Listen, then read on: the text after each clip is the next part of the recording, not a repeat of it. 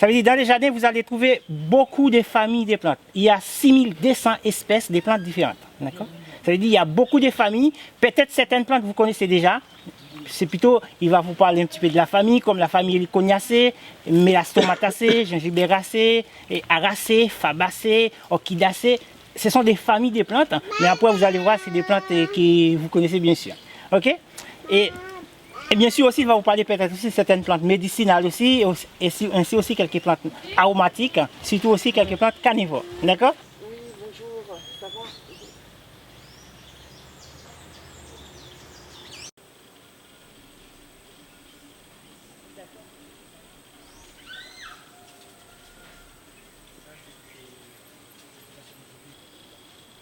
Bon, bah très bien, je pense que déjà demain alors. Ok, on fait comme ça. Bon après-midi, oui, c'est normal.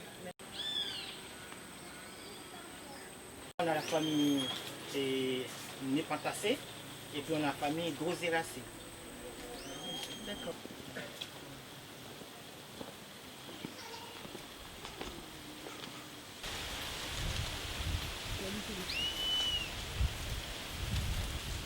Et ça fait laquelle?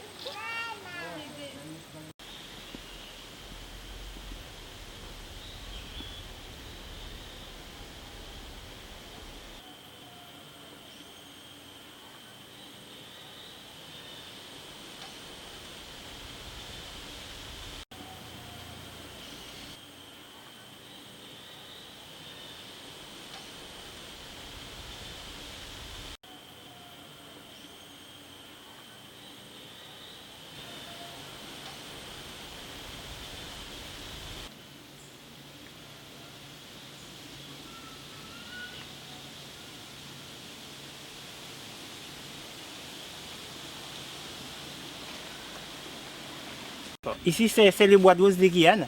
Alors, le bois de rose, connu pour ses particularités ou ses qualités, parce que c'est utilisé pour faire des huiles essentielles.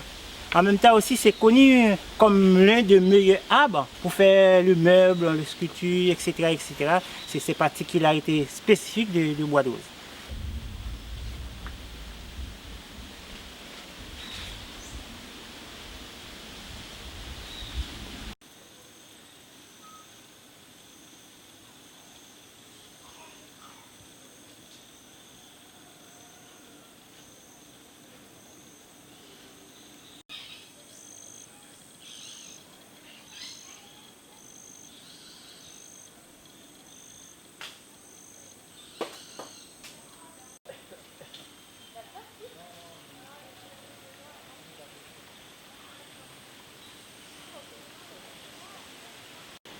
Alors ici, on a cette plante qu'on appelle Monstera. Mais on peut remarquer certaines choses, c'est qu'il y a des trous partout. Alors les trous qui sont là, si vous regardez ici, il y a des petits trous qui sont un peu abîmés. Et vous voyez tout de suite, c'est des traces des insectes. Alors que ici, si vous regardez sur cette feuille-là, les trous sont très réguliers. Ça veut dire quoi? Ça signifie que les trous sont naturels. Et ça c'est fait exprès pour alléger un peu la plante. La plante, elle porte le nom Monstera, vous voyez, les feuilles sont monstrueuses vraiment. Et du coup, quand il pleut, ça va être très lourd pour alléger, pour pouvoir résister contre le vent et contre l'eau. Et bien ça se fait naturellement pour pouvoir alléger la plante.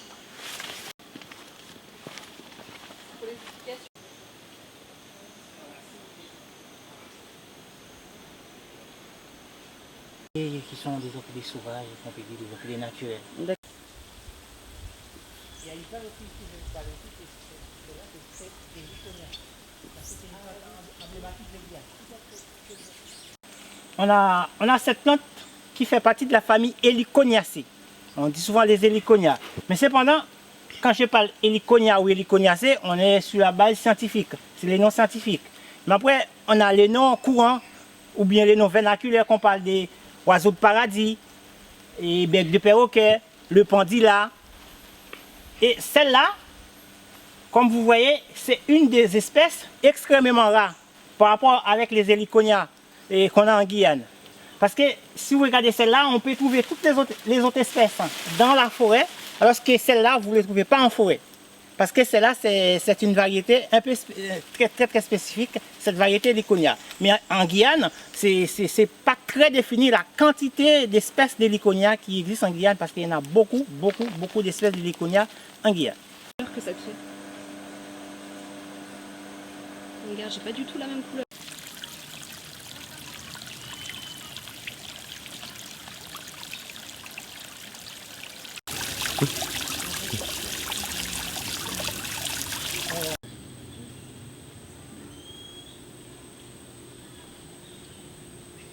Alors, ici, vous avez cette espèce-là, ce qu'on appelle le Nepenthes. Alors, le Nepenthes, c'est une variété de carnivores qui fait partie de la famille Nepentacées. Parce qu'on a encore d'autres espèces de carnivores. Par exemple, la famille Droseraceae. Le Nepenthes fait partie de la famille des pièges, des carnivores, mais considérés comme des pièges passifs. Alors, pourquoi j'ai dit passif? Vous voyez, il y a cette partie-là. C'est ce qu'on appelle une coiffe. La coiffe, ça ne se referme pas du tout. La plante, du moment que le substrat est arrosé, la plante, elle va absorber l'eau dans les substrats, elle va sécréter dans les iomes. Et l'eau qui se trouve dans les iomes devient une sorte de liquide, un acide qui va dégager une odeur pour attirer les insectes. Et les insectes qui sont attirés, ils viennent, ils tombent dedans et ils restent collés. Ils se noient et c'est comme ça, cette plante-là, elle va digérer les insectes. Semi-actif parce que c'est pareil aussi, on ne voit pas exactement le vrai mouvement. Mais cependant, il y a des petites poils. Vous remarquez, ça brille un petit peu comme des gouttes d'eau. Ça veut dire, regardez comment ça peut coller sur mon doigt un peu. Vous voyez ici, là, comment il y a des petites poils, des petits trucs qui collent un peu sur mon doigt. Et dès qu'il y a des petites mouches ou des petites moucherons qui posent dessus, et ça reste collé.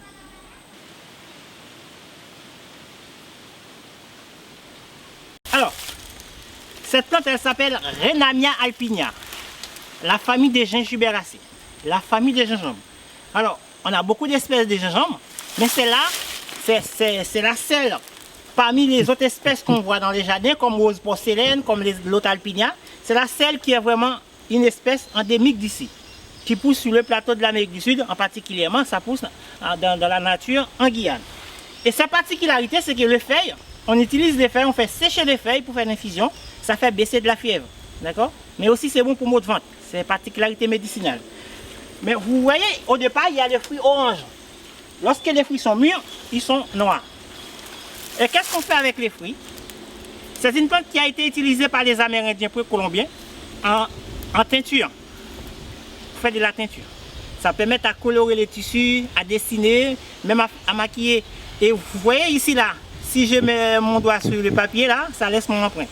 Ça a été utilisé aussi comme des lampes. C'est la même utilité avec le curcuma. Le curcuma aussi, c'est du gingembre aussi.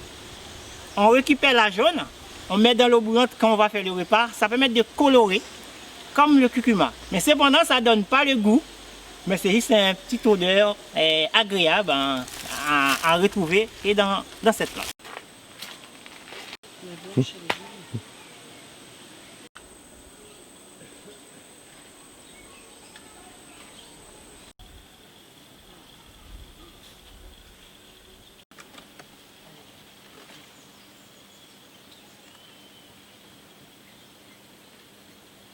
Voilà, alors, ici, on est dans les vanilles, dans les champs même. Il faut savoir, la vanille, elle fait partie de la famille Orchidacées. Ça veut dire la vanille aussi, c'est une orchidée. Une orchidée hémiépiphyte, comme vous voyez, lianescente. C'est une orchidée qui a deux types de racines différentes. Des racines pour accrocher, ça veut dire pour tenir un peu la plante, et des vraies racines dans les sols, pour aller chercher la mycorhize pour pouvoir nourrir la plante. Ça veut dire que si seulement vous avez la plante comme vous voyez, c'est une plante qui marche en bouturage. Si vous avez une bouture comme ça et vous accrochez sur un support, ça va pousser. Mais arrivé à un certain moment, s'il n'y a pas de racines pour pouvoir nourrir la plante, elle va flétrir. Et c'est pourquoi vous voyez ici c'est bien vert. On a trouvé un système de substrats, le compost, avec des feuilles qui sont décomposées, qui a beaucoup d'éléments nutritifs dans les feuilles. C'est ça qui nourrit cette plante. Alors normalement, pour pour un plant, en fait, en général, c'est une seule fois par an. Quand vous récoltez la vanille, vous récoltez une seule fois par an. Mais d'abord, arriver à la récolte, avant même d'arriver à la récolte, ça veut dire qu'il faut commencer la préparation pour faire la plantation. Ça dépend comment vous vous arrangez. Parce qu'il y a certaines espèces, vous pouvez attendre jusqu'à 2 à 3 ans avant de voir la première fleur. Parce que pour arriver à avoir de la gousse, c'est ce qu'on appelle capsule de vanille. Alors, tout le monde parle de gousses de vanille, mais scientifiquement, on devait dire capsule, parce que la vanille elle fait partie de la famille des orchidées. Alors, souvent, on prend la plante, on regarde les gousses, on dit gousses de vanille, mais normalement, vu que c'est une orchidée, pour les orchidées, le fruit s'appelle capsule, non gousse. Alors, regardez bien ici, vous avez des boutons. C'est parce qu'on est en saison sèche, la vanille a besoin de la sécheresse pour fleurir. En saison pluie, il n'y a pas de fleurs sur la vanille. Et s'il y a une fleur, ça ne va pas tenir, même si on fait la pollinisation, ça ne va pas marcher. Et uniquement en période de la sécheresse, qu'on peut avoir des fleurs ici, des vraies floraisons ici en Guyane. Ou bien aussi en petite étémasse. Parce que normalement, il y a deux types de pollinisation. Il y a la pollinisation manuelle et aussi il y a des abeilles qui sont capables de polliniser aussi. Mais pour la pollinisation, on a seulement 3 heures. 3 heures, à partir de l'ouverture de la fleur, on a 3 heures pour la polliniser. Ça veut dire dans un délai de 3 heures, si ce n'est pas pollinisé, c'est mort. C'est une des raisons que nous, on va anticiper pour la polliniser. Et sachant que les abeilles, quand c'est eux, les boudons, etc., l'idée, c'est pas pour nous faire de la vanille. L'idée, c'est aller manger la fleur, l'insecte, lui, il rentre dans la fleur pour récupérer les nectars, après il recule, et quand il recule, il part avec le pollen. Et là, il va aller visiter une autre fleur. Lorsqu'il va rentrer de nouveau dans la nouvelle fleur, c'est à ce moment qu'il va déposer le pollen dessus. Mais cependant, l'homme va faire l'autopollinisation. Ça veut dire, quand c'est l'homme, c'est l'autopollinisation. On l'autopolliniser la fleur, ça veut dire que dans la même fleur, il y a les 2 organes. C'est juste qu'il y a une petite séparation, il y a une petite cavité où ces les pollens sont protégés tout en haut dans la fleur. Et il y a une petite flèche qui se met comme ça. On rentre dans la fleur avec un petit outil. Et là, hop, on va les mettre en contact. Et après, on appuie avec les doigts.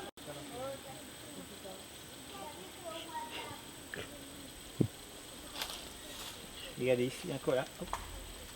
Vous avez à la fois les gousses, à la...